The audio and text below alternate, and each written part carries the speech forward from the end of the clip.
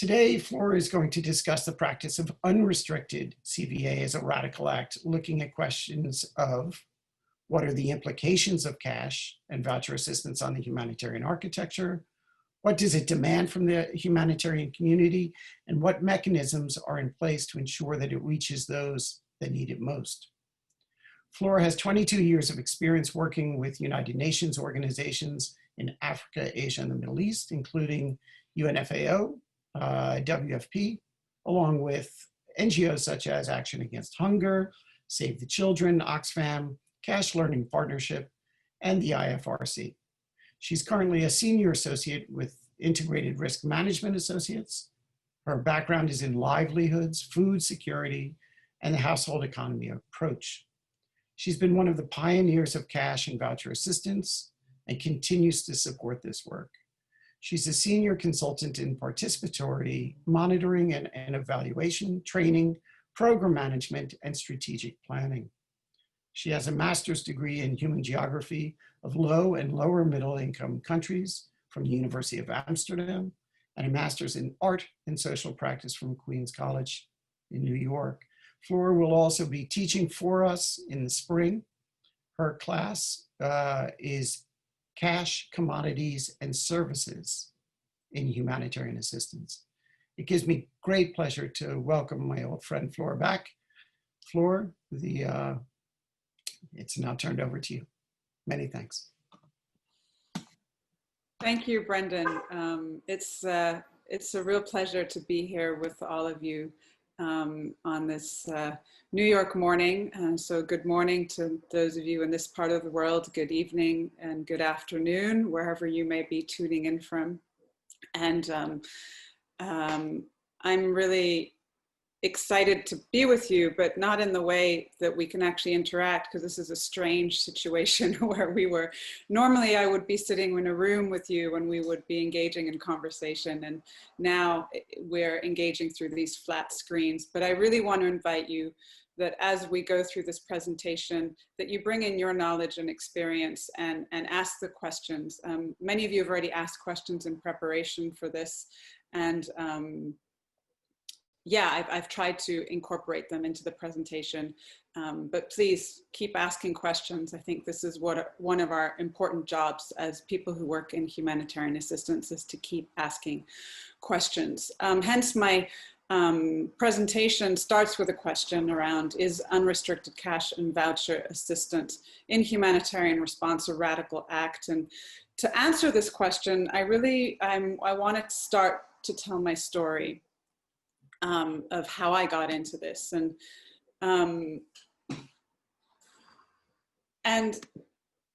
I started it for me in South Sudan at the height of the civil war in the 1990s. And before I get into that, I want to share that this is a story of my privilege and acknowledging the problematic histories that underpin how humanitarian work has come about, how the sectors have been brought together, and how assistance is organized. And also in all these different territories around the world that are occupied by all kinds of different people. And I think it's an important backdrop, particularly in this time in the world when there's so much conversation about these differences in access and privilege in the world. And what is really at stake when we're working here? What is going on in these places where we are all working? And I have given myself the promise to keep asking these questions to myself and to others. So I'm asking those questions to you as well today as we go on this journey of cash and voucher assistance.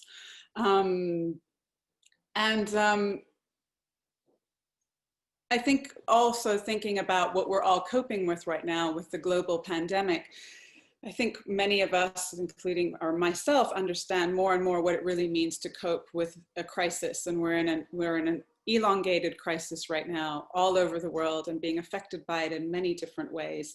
And, you know, how can we really put our knowledge together and make a difference in here? So, the needs of cash and voucher assistance really arose out of trying to respond ways to help people better. And this is why I'm sharing this photograph of a food drop in South Sudan. When I was working there in the early 90s, I was one of the youngest food monitors, a white woman in an area of land that had very little access to roads, almost no electricity, and I would be flown in and I would be asked to coordinate food assistance. And it's striking to me that this image has only been taken a few years ago, yet this image could very much have been almost more than 20 years ago when I was there for the first time. And I remember vividly one night after food distribution, not one night, it was many nights, but the food would be distributed and I would be in my tent, and I was on my own in my tent with my box of food and all the things I had to take care of. And at night, I just heard this thumping and thumping and thumping. And the women were pounding the grain. And in the morning, I sort of asked the people that I was working with, so, wow, you know, that's a lot of work, and what were they doing? And they were complaining that the food really wasn't good food. It was not good to eat, and that the women had decided that the only way that they could actually have this food work was to turn it into beer and sell it. So they monetized this food to help their families, and found ways to ensure that they could take care of their families' needs. And there's a lot of questions, and we can unpack these questions, but that's not why we're here today. But this example is exactly why cash assistance has come about, is to give people choice so that they can have choices in their communities. And the questions around cash assistance shouldn't be and aren't any different than the questions to any other food assistance. And I think I wanted to just bring you this image of these women who do all of this work, and in this case it's South Sudan, but in other cases it's in other parts of the world. And I'm sure many of you are conscious of you know, the power dynamics and the need to bring all the different voices into the household together.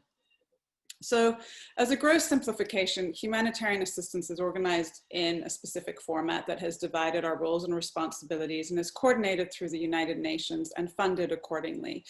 And the history of the structure is really rooted in the need to support and protect civilians, and it underpins international humanitarian law, and it has determined how we operate in a humanitarian context, and it's sort of built the architecture in which humanitarian assistance functions.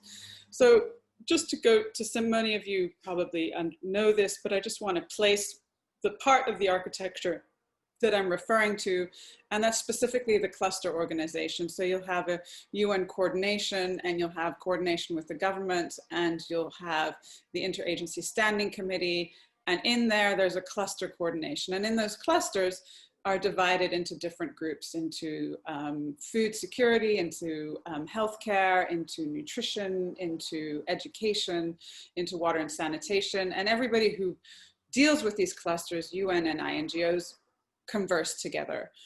And so this is how humanitarian aid is then distributed and supported. However, if we go back and look at the life of this Sudanese woman, her life isn't organized in clusters. She doesn't decompartmentalize and deconstruct her work and the needs of her family in that way, and nor do we in our own lives. So we do need to do this to organize assistance, but what happens is that there's often very little coordination and communication and collective engagement across these clusters. It's the hierarchies within this make it very difficult. So in a brief history about cash and voucher assistance, it has really come out of the food security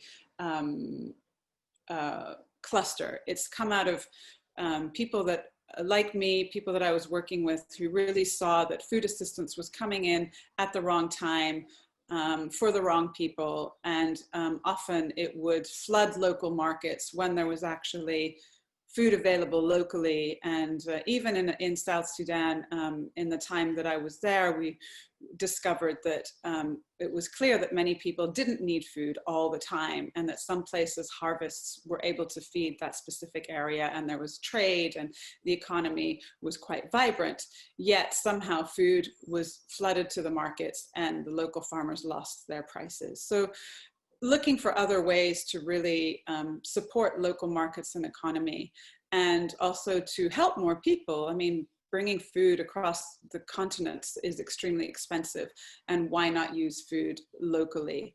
At the same time, who am I as a young 20-year-old, you know, from a very different culture to decide who needs what? You know, it's really about giving people their own choice, and food, giving people cash really allows them to choose. They can choose how they spend that money. So you get more for less. And a big question around cash assistance is really, well, can people be accountable? Are we sure that they're going to use it in the right way? And this has been an ongoing debate. Yet if you look at the story that I tell you about the woman making beer, I mean, she's repurposing the food that she was giving at a huge cost of labor to be able to make something work for her family. And, you know, we're not even counting how much it costs UN agencies to bring the food into South Sudan. Where did that food come from? Who was involved in bringing that food from where it was donated to South Sudan, where people clearly felt this food was unedible and they did need to eat. And so the way that we started in this community of food security livelihood specialists was to propose small scale projects as alternative to food aid, to give people money and see what happened. And it really required a lot of support from intrepid program managers and radical donors to sort of say, come on, a little bit of money you can invest in this. It's not a huge risk. Let's experiment. Let's figure out if this is going to make a difference. And with all of that, because of the sort of sensitivities around money and this idea that it is easier to be misused and abused and not spent on the things that are needed, there has been ongoingly really stringent monitoring and evaluation requirements for this. And in a way, it has not only held the cash and voucher assistance to account, it has also started asking questions about ongoing humanitarian assistance. And now we're in a position where in the last 20 years, cash has grown to something that's quite common. It's implemented to scale. It's used by different sectors, and it's not a standalone approach. So just to give you an overview, cash and voucher assistance is really specific to humanitarian assistance. And so it refers to all these programs where cash transfers or vouchers, i.e. a check a check that you exchange for specific goods or services, are directly given to people. And in humanitarian assistance, this term is used it's given to people, households, or communities, but it's not to governments or other state actors. And it excludes, you know, the remittances and microfinances in humanitarian interventions, though microfinance institutions may be used as ways to deliver cash. Some key terms that I'm going to cover as I continue with the story is this idea of conditionality. And this refers to when somebody has to fulfill certain obligations to receive the assistance. For example, this happens a lot in healthcare and in education, that the women have to go to the clinic with their under fives in order to receive the cash grant, as a way to actually measure if the cash, if them going to these clinics also supports them.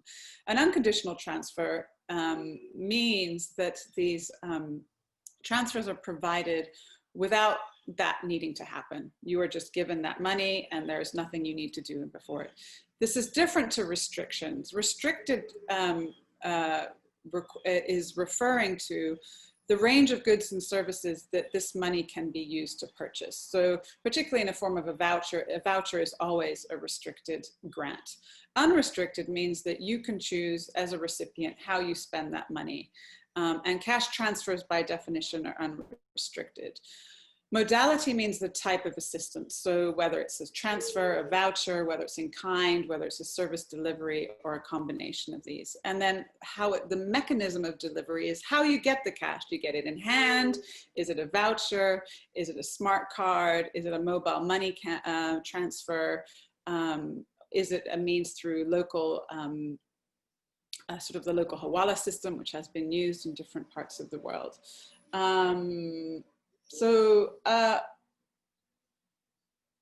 That's the summary of, in short, of cash and voucher assistance and the sort of terminology that we deal with.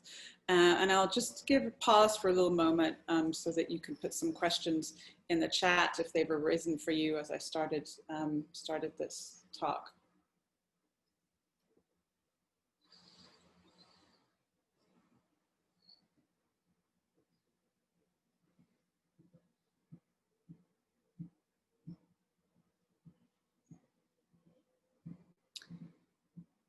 Okay, so in this conversation with you, I'm going to focus more on the unrestricted cash, as that is really what instills a radical act in the sense that it has no strings attached in the way.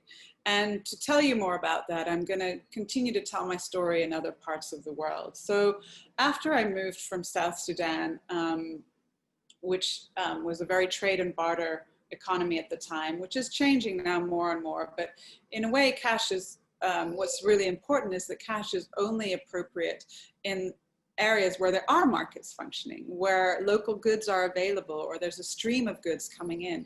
There are parts of the world where this is not fully established and it doesn't make a lot of sense to employ cash. The same is the case that maybe cash is not a standalone, it's not a panacea, it's not something that you give and forget about all the other programming because it's going to solve. It still requires to be integrated with other systems of support.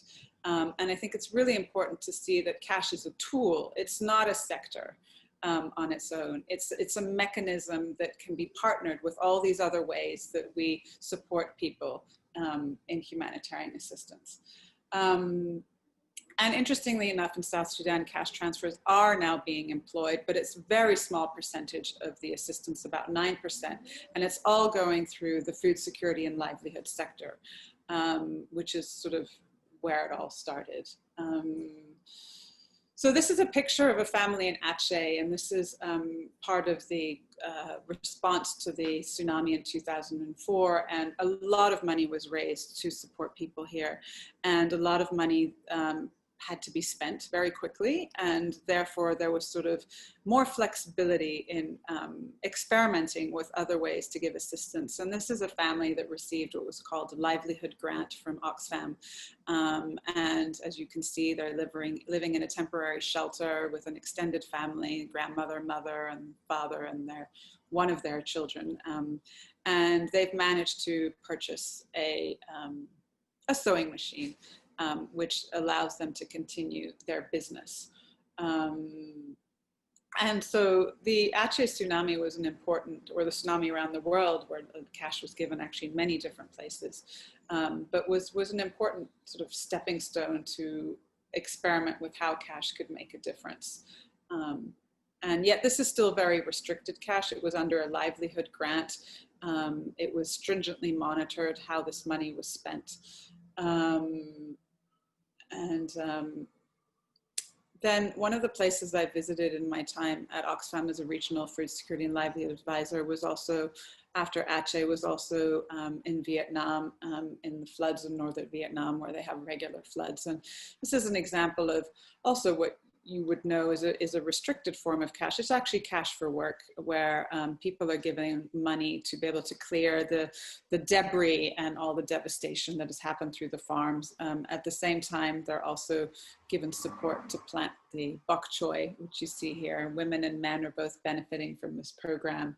And some of these programs of giving cash had been integrated into Oxfam's disaster risk management projects in Vietnam.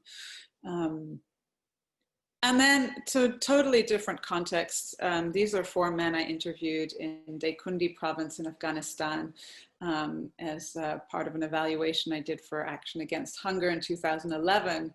And the main way that Action Against Hunger was able to deliver cash in these remote areas, and this is not an area that is very insecure relatively, and money is able to reach people through the Hawala system. And, you know, this is a controversial sort of way of giving money, but it was extremely effective and very localized. And these men were explaining to me how the cash that they received, they actually gave to the women in their households to help with the needs they had in the kitchen. Even though they would spend it for them, they really included them in their decision making. And yeah, it was revealing, because you know, you assume that it's often assumed that this power dynamics is problematic, and it is problematic in Afghanistan, but it isn't problematic everywhere and in all contexts. And depending on how an organization is able to handle this, it sort of yeah, works better or well, and in conversation with the community. And then in a different context, and this is where we get more into the multi-purpose cash and cash that can be given by different sectors. This is a young woman in Mangeze refugee camp in 2019 in Niger, Malian refugee. In this camp, a UNHCR camp, is sort of one of the first times that UNHCR as a pilot program was trying to bring in the different forms of cash, so including cash for food and cash for basic services and basic needs. And it was sort of a difficult project to do for UNHCR because they really didn't have the permission to do this, but they had raised enough money, and the way that UNHCR was structured at the local level was once they have that funding, they can choose, excuse me, how it's spent. And so this is an example of where some intrepid, creative managers with good relationships with each other between the different agencies, between WFP and between the other NGOs that were active in the camp, you know, started to try to bring cash together as a sort of package deal for Malian refugees. It was still very much, you know, distributed at different times, but it was the beginning of really coordinating across the sectors. This is also this time, the NGOs have come together and donors have been funding coordination around cash and sort of started funding CaLP, the Cash and Learning Partnership. And CaLP started with, you know, a few NGOs, and then together with the International Red Cross, and then slowly now, you know, has expanded. And it's been an important place of coordination and sharing skills and training and learning around cash. So in this process, this time period from sort of early 2000s to 2010, cash is really growing and taking root, and it has demanded a huge increase in accountability of assistance, which has rarely been in place for other kinds of support. And it has grown since 2016 from 2.8 to $5.6 billion, but these figures don't actually tell you what really is the magnitude of cash, because there's no systematic way of documenting this. So donors are really pushing for, oh, we want to prove value for money, but if everybody is budgeting differently and accounting for that budget differently, it's very hard to put the numbers together. And the other challenge is that it doesn't fit in neatly into the humanitarian structure. You don't have a cash cluster, and you shouldn't have a cash cluster. So it's about how do we organize the coordination around cash assistance for this.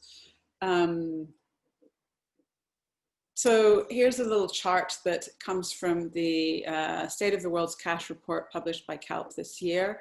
And it just shows the overall growth in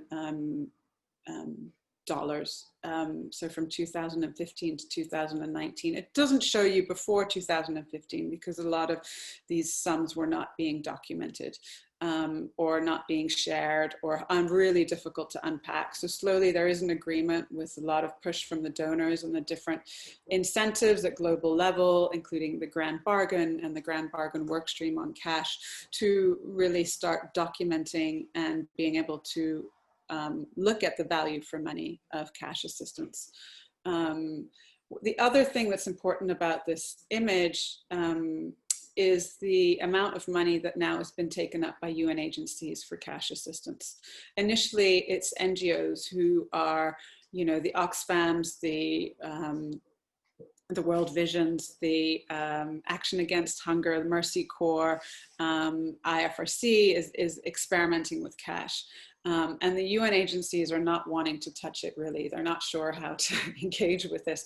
But now they are the ones that have brought cash to scale because they have the infrastructure to access a large amount of people alongside of the National Red Cross and Red Crescent movements. You know, they have a very different scale of engagement in humanitarian assistance. So this is an important takeaway from this slide, and is also where I am interested to understand how accountability is going to work at this scale. So another pause for a few questions if things have come up as I've been speaking.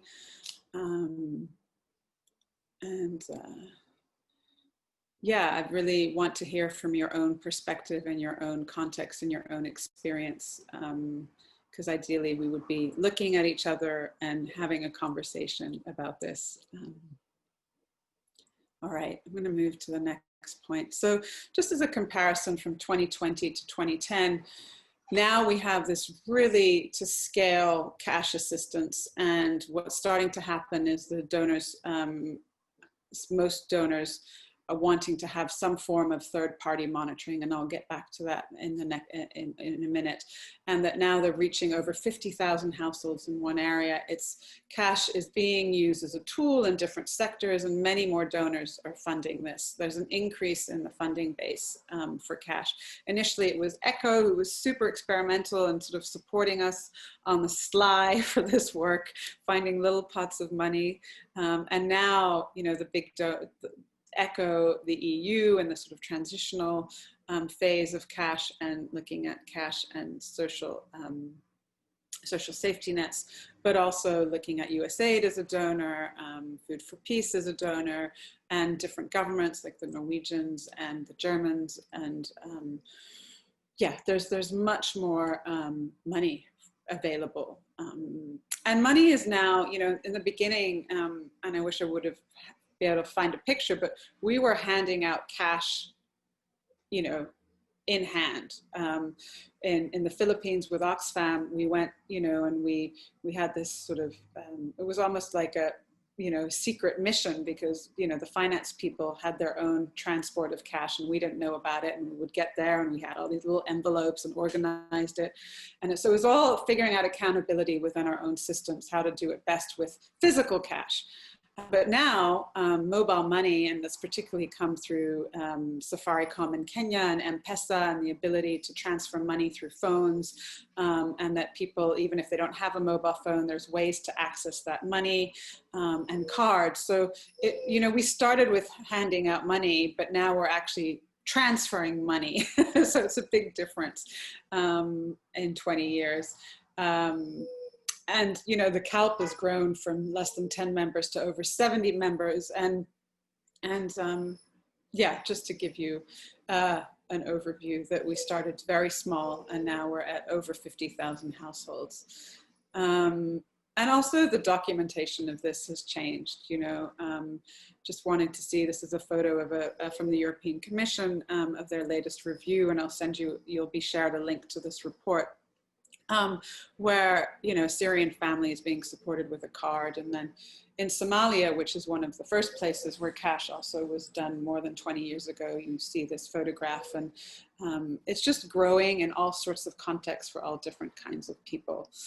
And this is an overview of where we are now. This is EU funded cash assistance So it doesn't tell you everything that is going into these different responses. So we're looking at the number of individuals that the EU is supporting with cash in Greece, which is run through UNHCR and the Greece Cash Alliance.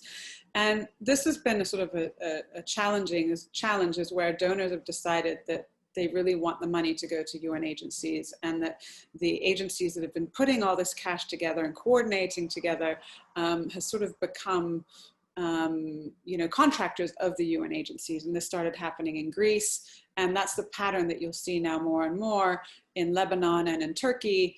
They're big agencies who have the donor portfolio of several donors, and then are contracting NGOs to do the work. And this reaches a lot more people, but this also raises a lot more questions around accountability. So then I want to go into third-party monitoring, and this is a project that I've been involved with as an evaluator. It's called Chameleon, and this is when the EU and other donors decided they needed a third-party monitor.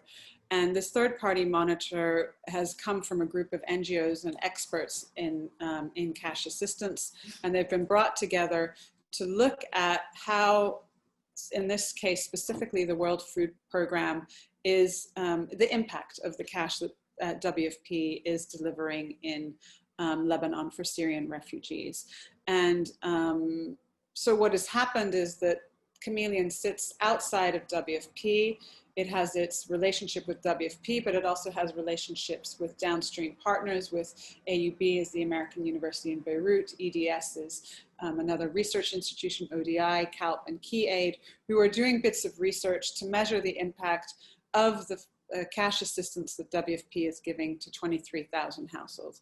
It's complex in this case because UNHCR is also giving cash assistance, and WFP and UNHCR and the UN agencies have come together to agree a one-card system, one system of registering people, and also looking at a one system of targeting. So these are, I'm not getting into the details of this, but I want to just share with you the trend that now NGOs are starting to come together to be monitors of UN agencies, and they're often losing their funding to be able to implement cash themselves because the UN has more ability to work at scale, and the Red Cross as well. So I'm posing this as a sort of future question as to with the expertise that was grown through the UN, through the INGOs, and the huge amount of work that INGOs and NGOs and local partners have done to understand all the parts of how cash work in the different sectors. And now it's going to a large scale system of UN agencies where the accountability is much more opaque, and it's much harder to get figures that match up and data that makes sense. And so this is sort of some of the challenges we're dealing with right now. And so when I go back to this being a radical act, what cash has done in my observation over the 20 years, it's allowed the Sudanese woman to not have to spend all that labor on making beer to sell. And it's allowed her to use that money to go to the market or to exchange money for the goods and services that she needs for her family. And it hasn't just allowed her, it's allowed so many more people. What's important for me is to consider who are the stakeholders of this assistance, who plays a role in it, and who's making the decisions around that, and how much are people like these beneficiaries in this woman in Sudan and the Syrian refugees, how much are they actually part of this conversation? And how much are they and the people that represent them part of negotiating who gets what and how it is employed? And when we're looking at these large scale, these big organizations that take over, they're able to reach so many more people, but yet is that money still being spent in the right way? And it's going to require increased accountability, coordination, and transparency. And so these are sort of, I don't have answers, but these are the questions I think we need to continue to ask ourselves as we watch Cash and Voucher Assistance grow as a tool throughout humanitarian response. So the future, and I know many of you have asked me about questions for COVID. I mean, the future, these questions need to be answered, but it's very interesting to see how with the COVID-19 pandemic, cash assistance is the go-to at the moment because of it's that you're able to transfer, you're able to reach people without contact in the way that you would otherwise have, and organize things virtually and still get money to people. And I think it's a really important tool that we need to use wisely and flexibly. And there's a lot of resources on the CaLP website on how cash and COVID and people who are developing a whole ton of guidance and for us. So I'm not getting into that right now, but I just want to say that it has a versatility to be able to be employed in different ways, but it still requires us to think very carefully about who is this assistance for, how are they going to use it best, in what way can it be delivered so it's at their best, and how do we continue to have a conversation with these people to make sure that it's reaching them in the way that is intended to, and by really bringing in their voices and them into the dialogue. And I think my observation has been that in the humanitarian community, a lot of these decisions are being made by people that have nothing to do with the people that are affected, and that we really need to bring in some humility around that and bring in the people themselves, as opposed to making decisions from a space of not really knowing what lives are like. And I think with the COVID-19 pandemic, where we're all dealing with a huge protracted crisis, I have hope that understanding is going to increase. I'm going to leave it at that. Thank you very much for listening. It's extremely strange to speak to my screen and not to see all your faces, and to sort of see the nods or go, oh my gosh, what is she talking about? But I know they're there, I'm imagining them. And so now we have time to have more of a conversation and deal with your questions. So thank you very much. Thank you, Flora. Flora, I'm going to start with some questions, really clarification questions. The first is, can you clarify what you meant by in kind? You know, this was early on in your webinar. So in-kind assistance would be any assistance that is given in the forms of goods. So food is an in-kind assistance. When people are giving water and sanitation and building things, it's all sort of in-kind assistance. And assistance for basic needs is also in-kind. So those goods are being delivered to people. And when we say cash, there's no in-kind. It's the cash that then decides, right. They decide what they buy with that. Does that answer the question? I think so. Okay. What do you think of the advantages and the disadvantages of unrestricted CVA as opposed to restricted? You know, is there one or the other? Yeah, I think for me, I'm a very much a supporter of unrestricted cash and voucher assistance, because I feel that it's a place where we give people dignity and choice. The minute we're putting restrictions, it's like a form of saying, well, I'll give you this if you do this for me. And we're not actually letting people make their own choices. There is a decision made of what is better for people. And that doesn't mean that sort of the mother taking a child to the clinic isn't a good idea, but it needs to come from her and from her family and from the community, and to sort of trust that she knows what is the best way to care for her child, rather than to bring her into the clinic because then she'll get a cash grant. I feel there is a sort of, it's not so much that these tools can't go in hand, but it's just it's the way that we as a sort of outsider deciding that you will get this if that. It's like your mother telling you, okay, I'll give you a candy, but you first need to clean your room. And I don't think we should be engaging with people in that way. I really enjoyed this next question, which is, how does humanitarian cash assistance differ from other forms of welfare payments? And if they are similar, why have humanitarians had to reinvent this form of assistance?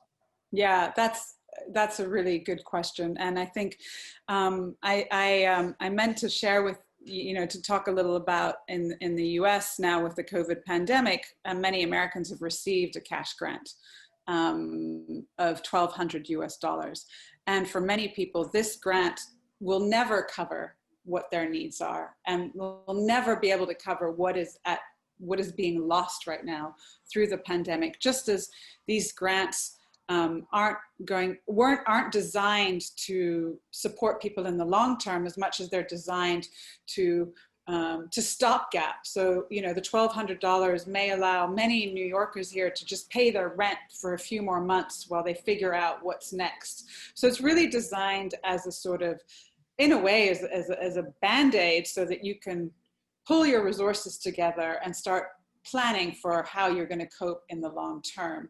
And this is where it's really important that the emergency cash is given free of anything, because it just allows people to choose, how they spend their money, while it needs to coordinate with these longer term social safety nets and welfare systems that have been in place forever.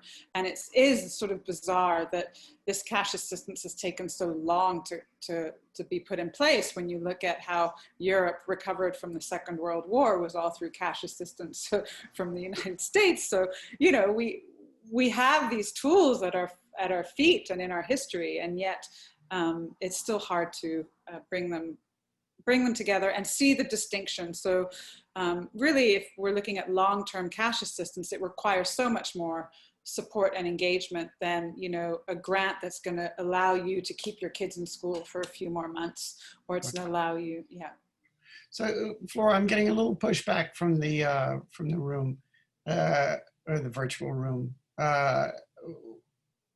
with one a participant saying, don't you think that cash assistance will create dependency rather than resilience?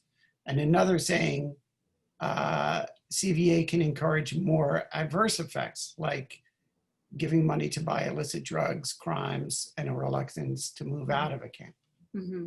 How do you respond to those things? Yeah, I mean, those are important questions and great questions, and thank you for bringing them up.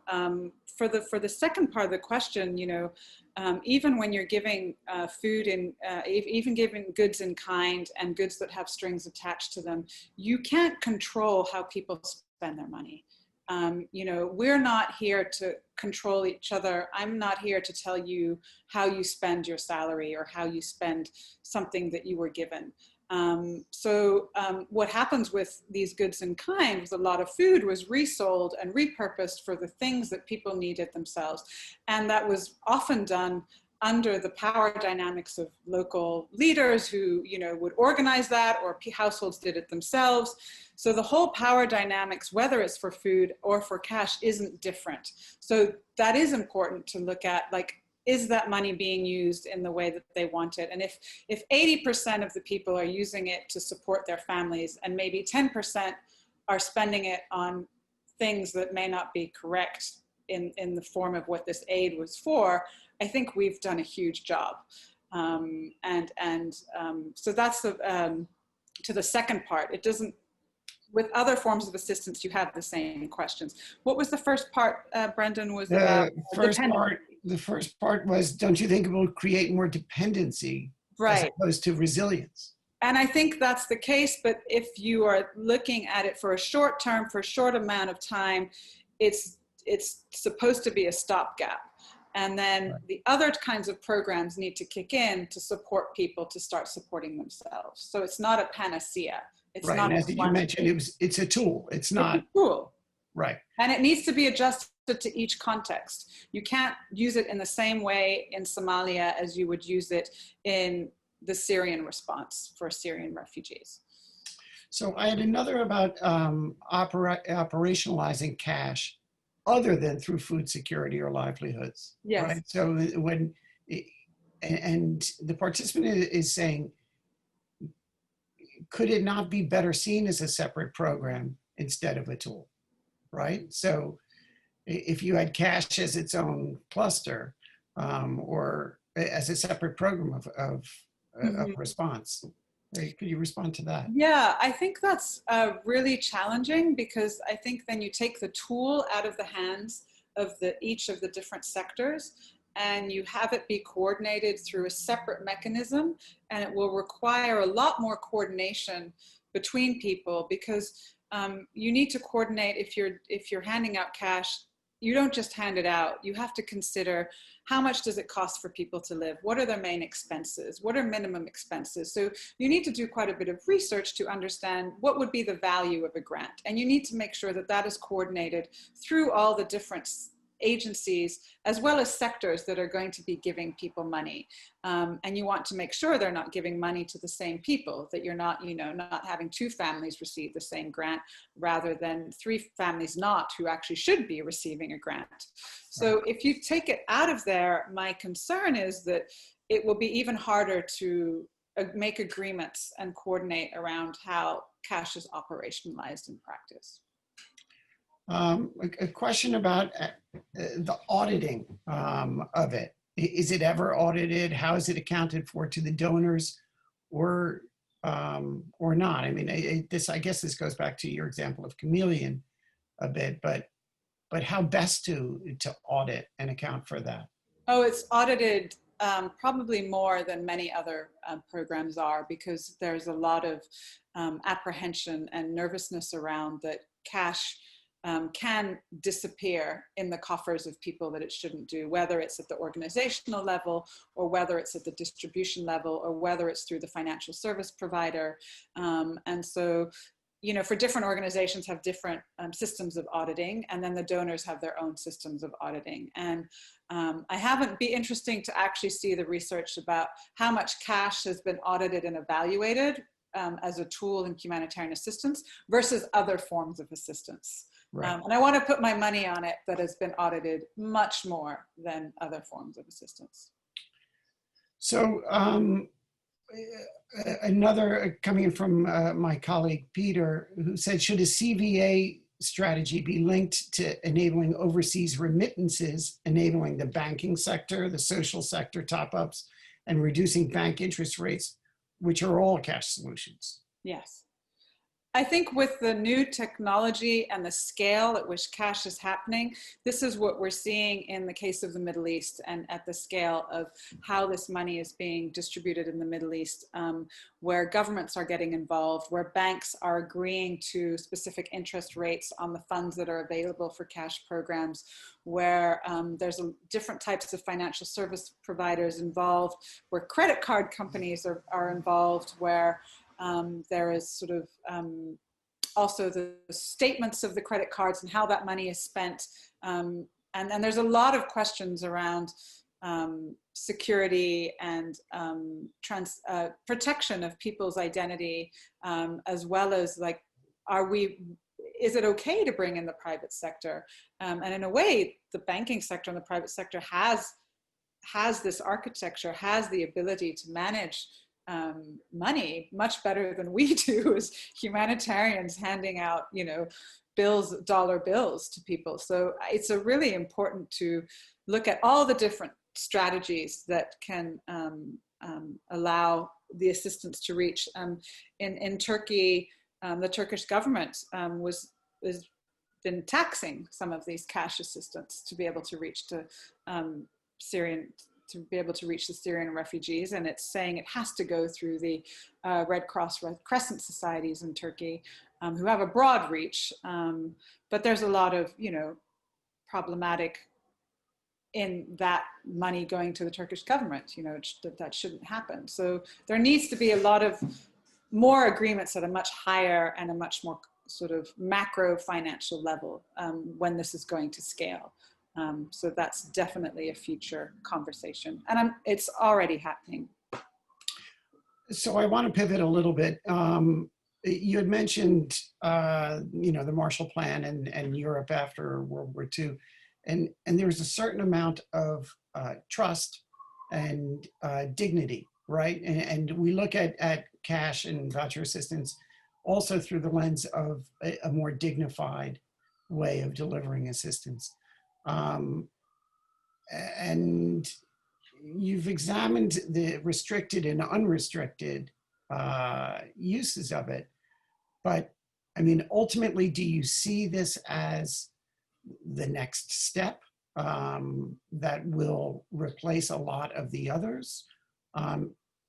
From an ethical point of view, does that make sense? Yeah, that does. And I don't think I do see it as the only next step. I think it's a step in partnership, because just for the simple fact that you could give households money to send their kids to school, but if there are no schools and there are no teachers, and that infrastructure it doesn't exist, then that assistance is not going to really make a difference. So it has to go in partnerships with the broader existing structures, whether that's in a sort of refugee camp context, or whether that's even in the United States, when we're looking at how difficult it is for schools to open with the COVID-19 pandemic, even though, you know, families may still be earning enough income to send their kids to school. Not everybody, many aren't, but it's sort of, it has to be a partnership. I think cash, again, I go back to it, it's a tool amongst all the other tools that we have to support and care for each other in our communities that we're part of.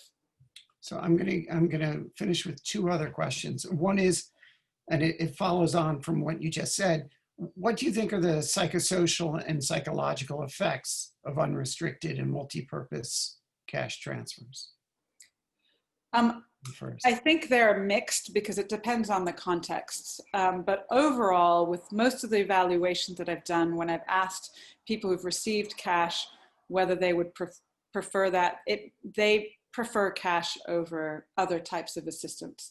And it allows them to make, they have actually said it allows me to take care of my you know, for some women who take care of their family gardens, and it allows them to invest in that independently. And it allows, even men have said clearly, it allows me to have the transport to go and work. It allows, and so I think it comes from what I've heard from people, it comes as a relief. However, in other cases, it has been really stressful for people. So in some of the people that I spoke to in the refugee camp in Mangeze, they were very afraid to have this money. And it brought a lot of stress to them because they were concerned that it would be taken away from them because they had money in cash form, and that they would spend it immediately in one go, because that way they wouldn't have to hide it under their mattress and they wouldn't have to be concerned about it. And then there's other people where it leads to a huge power dynamic within the family, where the woman gets it and the man says, no, this is my money. And, you know, I think it's very context specific and family specific, and that these are things that around protection and cash are really important to look at. And it's something that needs to be considered consistently when you're designing this kind of a program. And so the final question, and again with this slide of the future, is as we go further and further into this and using this tool, and you've shown that sort of exponential increase, how do you manage the risks for private and for-profit entities becoming involved in CVA, right? If the banks, that's what their job is to transfer funds more so than the humanitarian sector, how do you manage the risks there? It requires a lot of agreements and dialogue and basic operating procedures that are agreed to at the different scales that cash is implemented. So, you know, if we're looking at the scale of the Syrian crisis, it really requires implementing agencies to be transparent about these agreements and to be transparent about how this money is moving from one place to the next, and who is in that chain of movement. And what it's just as much about sharing that in an open platform, and making sure that banks, you know, are actually giving humanitarians the best deal. You know, they're really, and that perhaps even with the competition, you know, we might be able to generate more cash for people. You know, might even be able to leverage the power of the banks to actually support more people.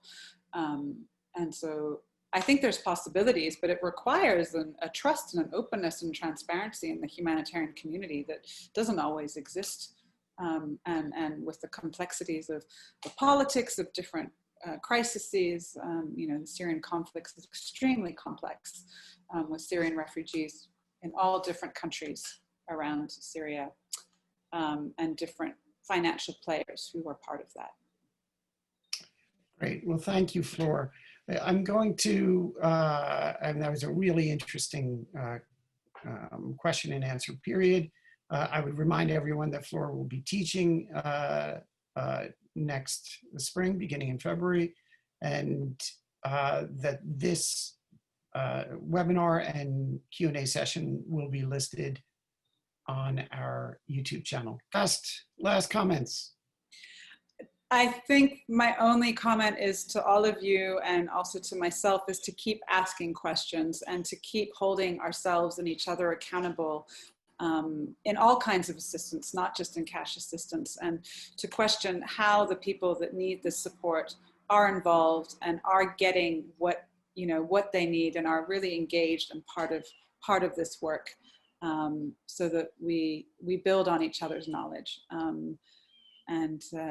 I think cash has taught me that more than any other response in humanitarian assistance. Thank you, Flor.